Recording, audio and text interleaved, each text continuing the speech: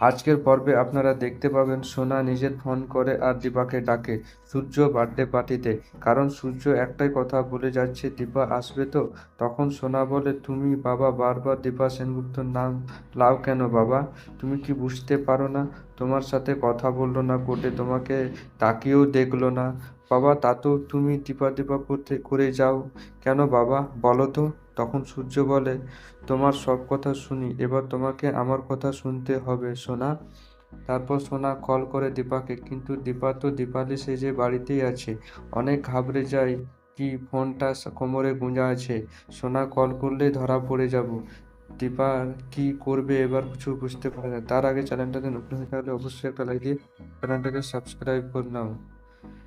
তারপর সোনা কল করে আর ফোনটা বাজতে লাগে দীপার। তখনই রূপা জেনে শুনে কাঁচের গ্লাসটাকে মাটিতে ফেলে দেয়। তারপর সবারই ধ্যান কাঁচের গ্লাসের মধ্যে যায়। তখনই দীপা ফোনটাকে সাইলেন্ট করে দেয়। তারপর রূপা দীপালিকে ডাকে, বলে এগুলোকে পরিষ্কার করো তাড়াতাড়ি। আর এই বলে দীপা ওখান থেকে রান্নাঘরে চলে যায়।